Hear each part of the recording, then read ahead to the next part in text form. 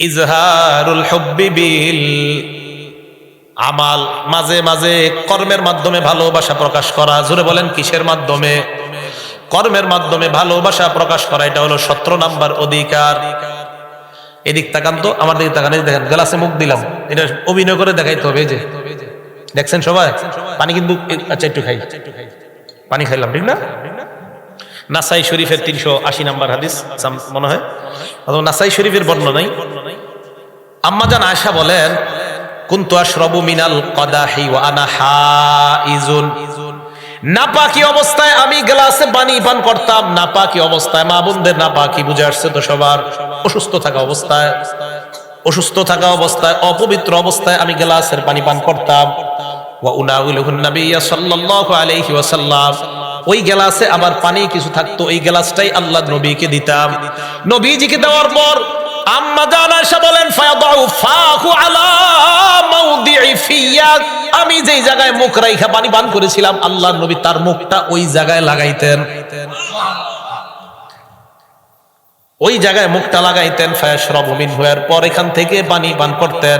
আমলের মাধ্যমে স্ত্রীর প্রতি আমার নবী ভালোবাসা দেখায় দিতেন। এরপর আম্মা জান কি বলে থাকেন আমার দিকে, ওয়া কুনতু আতাআররাকু, আমি হাড্ডি খাইতাম। হাড্ডি, অপবিত্র অবস্থা আমি হাড্ডি খাইতাম। অপবিত্র মানে মা বোনরা যখন অসুস্থ হয়, ওই হাড্ডি খাওয়ার পর কুনতু উনাবিলুহুন নবিয়্য সাল্লাল্লাহু আলাইহি ওয়াসাল্লাম। হাড্ডি কিছু খায়া কিছু বাকি থাকতো, আল্লাহ নবীরে দিতাম। নবীজি আমি যেই জায়গায় মুখ লাগায় হাড্ডিরা খাইতাম, খাওয়া শেষ করেছি যেই জায়গায়, ওই জায়গায় আমার মুখের জায়গায় আল্লাহ নবী মুখ লাগিয়ে হাড্ডিরা বাকি অংশ খাইতেন। আমলের মাধ্যমে স্ত্রীর প্রতি ভালোবাসা প্রকাশ করা। এই জন্য স্ত্রীর সাথে মহব্বতটার জন্য শর্ত হইল, আজকে থেকে বিড়ি সিগারেট টানা দেবে না। আপনার বিবি তো মহব্বত করতে চায়, কিন্তু আপনি তো বিড়ি টানেন, এটা করা যাবে না। অন্তত বিবির মহব্বতে হলেও ছেড়ে দেন, এমনি তো ইসলামের জন্য ছাড়বেন। তাহলে এই গেল স্ত্রীর প্রতি অধিকার। বলেন এই অধিকারগুলা রক্ষা করা দরকার না? আপনি দেখেন ইসলামের কথা, অথচ আমরা জানি না এগুলা। এইগুলো 17 নম্বর অধিকার। একজন স্ত্রী তার স্বামীর কাছে পাওনা, যে আমি যেই জায়গায় পানি পান করি, আমি যে হাড্ডিতে যেই জায়গায় হাড্ডি রাখাই, আমার স্বামী খাবে। আমার স্বামী ওই জায়গাটাই মুখ লাগিয়ে চাপান করলেন, এখান থেকে আপনার স্বামী চাপান করা, এতে আপনাদের মাঝে মহব্বত আল্লাহ ভরপুর বাড়ায়া দেন। 18 নম্বর অধিকার, মাঝে মাঝে স্ত্রীকে খুশি করার জন্য কিছু নাম ধইরা আপনি ডাকতে পারেন। স্ত্রীকে মাঝে মাঝে খুশি করার জন্য কিছু নামে ডাকতে পারেন, নামগুলো যেন ভালো অর্থবোধক হয়। দলিল, একটা কিতাব আছে সুনানুল কুবরা, নাসাই, ইমাম নাসাই রহমতুল্লাহ আলাইহ, হাদিস নাম্বার 8951 নাম্বার হাদিস। হাফসারা মদিনার চত্বরে আসছে খেলাধুলা করার জন্য। আম্মাজান আয়েশা বলেন, দেখেন আমার দিকে আমাদের নবীজি, আম্মাজান বলেন নবী আমার দিকে তাকায় আমাকে বললেন, ইয়া হুমায়রা। কি বললেন? হুমায়রা শব্দের অর্থ লাল সুন্দরী। কি সুন্দরী? তো বিবিরে মাঝে মাঝে কিছু নামে রাখতে পারেন। কালা হইলো কালা কয়েন না কখনো, হ্যাঁ, বাকি লাল সুন্দরী। নবীজি বলেন, ইয়া হুমায়রা, হে হুমায়রা, আতুহিব্বিনা আন তানজুরি ইলাইহিম, তুমি কি চাও তাদের এই খেলা আনন্দ প্রমোদ তুমি দেখবা, তাদের আনন্দ উল্লাস দেখতে চাও? নবীজির বিবি আয়েশা বলেন, জি হুজুর। দেখেন আমার দিকে তাকান। আম্মা জান আয়েশা বলেন, আল্লাহর নবী কামা বিল বাব, দরজার সামনে দাঁড়ায় গেলেন। ফাওয়াদাতু যাকনি আলা আতিকিহি, আমি নবীর কাঁধের উপর আমার থুতনিটা রাখলাম। সুবহানাল্লাহ। পিছনে দাঁড়ায়া এই কাঁধের উপর থুতনিটা এইভাবে রাখলাম। রাখার পর ওয়া আসনাতু ওয়াজহি ইলা খাদ্দিহি, আমার চেহারা মুবারক নবীর গালের সাথে লাগাইলাম। আমার থুতনি রাখলাম আমার কাঁধে, আমার চেহারাটা নবীর, এই যে আমার গালটা নবীর গাল মুবারকের সাথে লাগাইলাম। আপনি দেখেন তো ভালোবাসা কাকে কয়? স্বামী স্ত্রী, ইসলামের কথা এগুলো।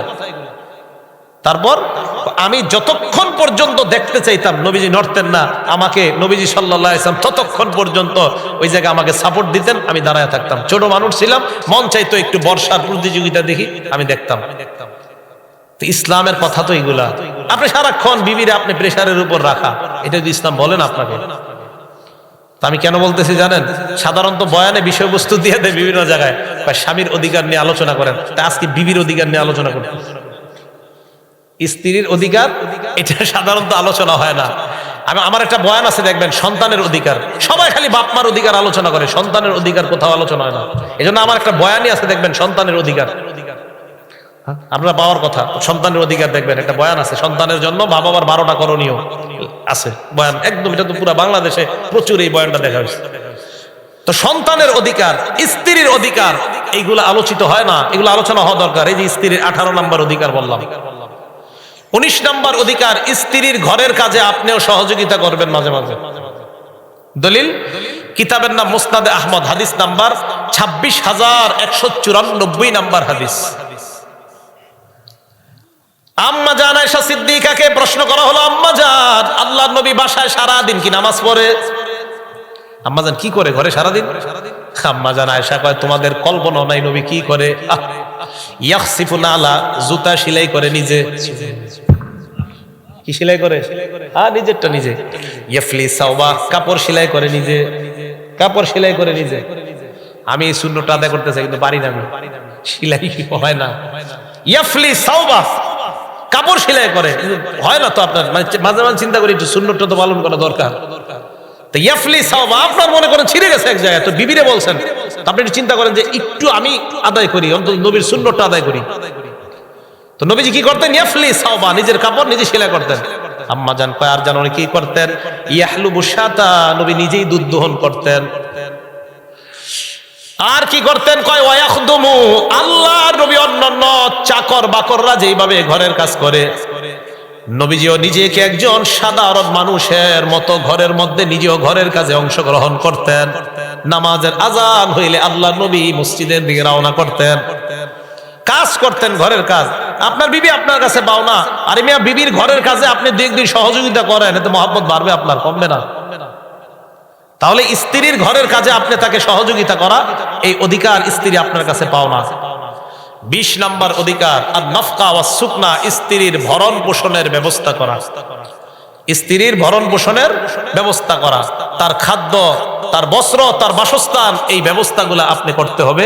এটা একজন স্ত্রী আপনার কাছে পাও না, যে তার খাদ্য, বস্ত্র, বাসস্থান সঠিকভাবে এগুলো আপনি তাকে দিতে পারতেছেন কিনা, এই অধিকারগুলা একজন স্ত্রী, এগুলো আপনার কাছে পাও না। তাহলে 1 নাম্বার, স্ত্রীর সাথে সৎ ব্যবহার করা। 2 নাম্বার, স্ত্রীকে ধর্মীয় শিক্ষা দেওয়া, আপনার কাছে পাও না। 3 নাম্বার, স্ত্রীকে ইবাদতের প্রতি উৎসাহিত করা, এটা আপনার কাছে পাও না। 4 নাম্বার, স্ত্রী 2 জন থাকলে উভয়ের মাঝে সমতা বন্ধন করা। 5 নাম্বার, স্ত্রীকে চেহারায় আঘাতের মাধ্যমে কষ্ট দেওয়া যাবে না, স্ত্রীকে গালি দেওয়া যাবে না। 6 নাম্বার, স্ত্রীর মাঝে মাঝে আলোচনা করবেন, একসাথে বৈশা ভালো ভালো খুশ গল্প করবেন স্ত্রীর সাথে, স্ত্রী আপনার কাছে এই অধিকার পাও না। 7 নাম্বার, স্ত্রী কোনো অনুমতি চাইলে বাহিরে যাওয়ার, সেটা যদি শরীয়তের কোনো কাজ হয়, সেক্ষেত্রে স্ত্রীকে আপনি অনুমতি দেওয়া, স্ত্রীটা আপনার কাছে পাও না। তার সাথে কোনো ভয়ঙ্কর আচরণ না করা, যদি ভয়ঙ্কর আচরণ করেন তো নবীজি সাল্লাল্লাহু আলাইহি সাল্লামের সামনে, আপনি কি আল্লাহর সামনে আপনি কিয়ামতের মাঠে জবাবদিহিতা করা লাগবে। স্ত্রী আপনার কাছে এই অধিকার পাও না যে আপনি যখন বাহির থেকে আসেন তার জন্য আপনি সাজসজ্জা করা। স্ত্রী আপনার কাছে এই অধিকার পাও না মাঝে মাঝে মনোরঞ্জন করার জন্য তাকে কিছু বিনোদন, যেটা ইসলামী শরীয়তের বহির্ভূত না, এই জাতীয় বিনোদনের ব্যবস্থা করা। এই ব্যাপারে শুনছেন আম্মা জান আয়েশা সিদ্দিকা নবীর সাথে দৌড় প্রতিযোগিতা করছেন, তো এই জাতীয় কাজ এগুলা করা যেতে পারে। এরপরে শুনলাম স্ত্রীর গোপন কথা বাহিরে না বলা, স্ত্রী আপনার কাছে পাও না। এরপরে জানলাম স্ত্রীর প্রতি ভালো ধারণা রাখা। এরপরে জানলাম স্ত্রীর কোনো ক্ষতি করার চেষ্টা না করা, এটা স্ত্রী আপনার কাছে পাও না। এরপরে জানলাম মুখে স্ত্রীর প্রতি ভালোবাসা প্রকাশ করা, এটা স্ত্রী আপনার কাছে পাও না। এরপরে জানলাম কর্মের মাধ্যমে স্ত্রীর প্রতি ভালোবাসা প্রকাশ করা, এটা স্ত্রী আপনার কাছে পাও না। এরপরে জানলাম ঘরের কাজে স্ত্রীর সহযোগিতা করা, এটাও আপনার কাছে স্ত্রী পাও না। আরেকটা জানলাম মাঝে মাঝে কিছু শব্দের মাধ্যমে স্ত্রীকে আনন্দিত করার চেষ্টা করা, যেমন নবীজি তার বিবিকে হুমায়রা বলে সম্বোধন করেছিলেন, স্ত্রী আপনার কাছে পাও না। সর্বশেষ ভরণ পোষণ, তার খাবার, খাদ্য, বস্ত্র, অন্ন, এইগুলা ব্যবস্থাপনা আপনি করা। এই 20টা অধিকার আপনাদের সামনে বললাম।